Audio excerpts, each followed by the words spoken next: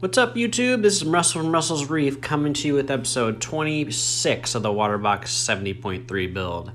In this episode, we're going to do a little equipment review. It's been about a year and a half that the tank's been running, and I kind of just want to go over the equipment that I've liked and the equipment that I haven't liked on the system.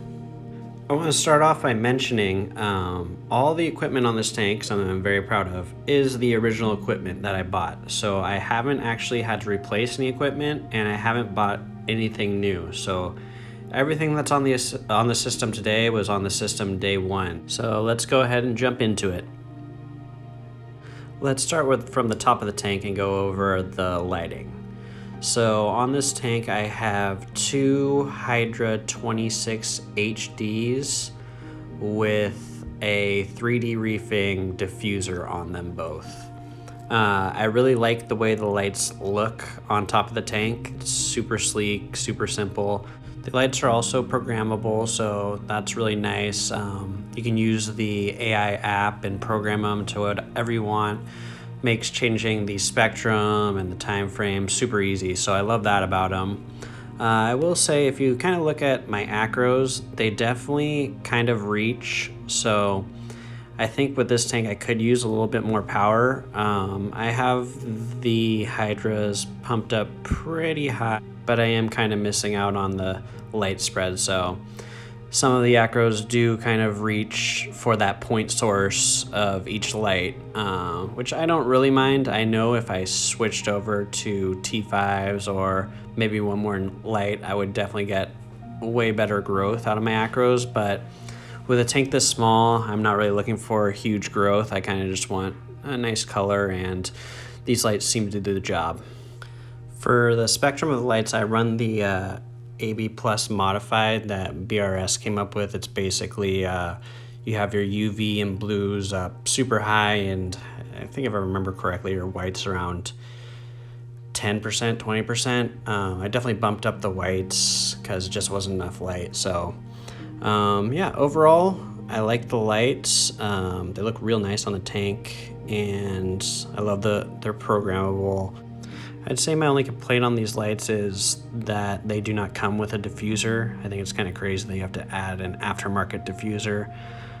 For me, it's a big deal. I hate staring at the tank and the lights are glaring in your face, and I don't like the disco ball effect, so I'm really surprised that lights nowadays don't just come with a diffuser. But aside from that, I love the lights, so I think overall I'll give them a 8.9 out of 10. Great lights.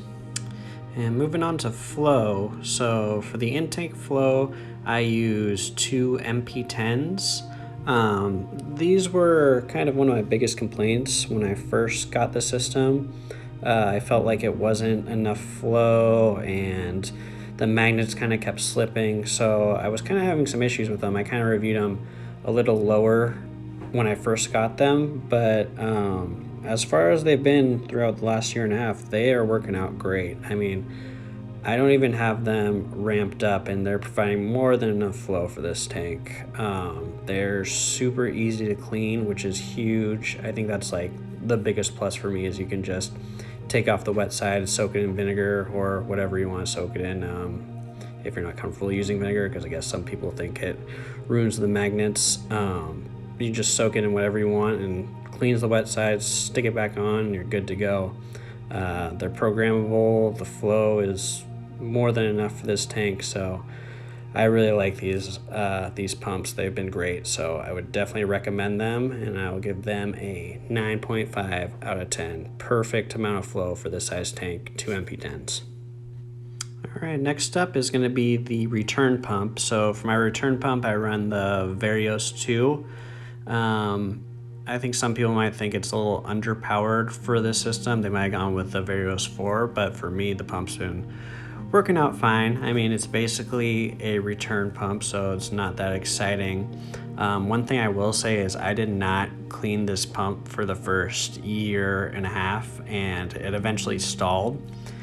But when I did finally clean it, I just realized, like, this pump is pretty amazing as far as the engineering goes. You can take it apart, no tools necessary. You can take it apart in like 1 minute. You just snap a couple pieces and it comes right apart. You can clean it. So that aspect of it is awesome. It's also controllable. I don't use the controls at all. I just keep it on the second highest rating, and it's worked pretty good. Like I said, I love the fact that you can clean it super easily, even though I've only done it once in a year and a half. But yeah, the pumps worked out great. No complaints there. So I'll give it a 9 out of 10, just because it is a little expensive, but definitely like the pump. Next up is going to be the skimmer. So the skimmer on this tank is the Cadlight's PLS 50 Elite. It's meant to be kind of a intake skimmer, kind of built for all-in-ones. Probably most people would think it's undersized for this size tank, but I'm not really looking to over skim it all, so it works out great for me. I think the skimmer was about 150 bucks, so pretty inexpensive, and it has held up surprisingly. So it's been a year and a half and it's still going strong. It pulls out really good skim and it works surprisingly well for how small it is. Its form factor also allows me to have a full refugium in the cabinet, so that's awesome. To have a refugium in the sump, it's a big plus. So the Cadlight skimmer, as far as value, it's great value, and it actually works surprisingly well. My only concern with it was, is it going to hold up over multiple years? And so far, it hasn't crapped out. So pretty happy with it. I'll give it a 8.7 out of 10. Sticking with the sump, I'll move on to the refugium light. So for that, I have a little cheap Kato Max refugium light. I think these things run about $50. It definitely does the job, and I think it's kind of another one that's like definitely undersized, but works well for my tank because I don't want to strip too much nutrients with that Kato growing out of control. So the Kato Max, whatever it's called, from Innovative Marine, small little light, fits in the refugium, doesn't take up much room. Again, it allows me to fit a lot of stuff into the sump, which is great. It does grow Kato, but obviously not like some of the other larger lights like the Prime or the Kessels. But for what I want it for, it's working great. So nice $50 light. I'll give it a 7.9 out of 10.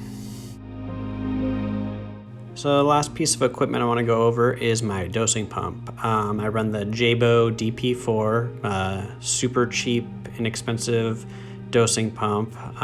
It's kind of a little bit of a pain to program at first, but I think Fish of Hex has a really good video on how to get set up. And once you get it set up, I mean, the thing works great. It's a dosing pump, it doses the right amount. It hasn't broken yet, so you can't really beat it. For the price of, I think, 60 bucks, it's a 4-channel doser. So yeah, really like the dosing pump. So for the Jabo, I'll give it a, let's say 9.1 out of 10. It's been a great value. I guess it'll always be a high score until it fails, and then that'll definitely change things around. But yeah, so far so good for the dosing pump. So to conclude this video, I think I'll just say, I think what most people who have been in this hobby for a while will say, it's always better to buy quality equipment first, as opposed to buying something cheap and then having to replace it later. I feel like the equipment I have on this tank has been pretty good. Haven't had to replace anything, so definitely happy overall with all my choices as far as lighting, flow, and dosing and whatnot. So yeah, that's about all I got for today. Thanks for watching, and don't forget to like and subscribe. All right.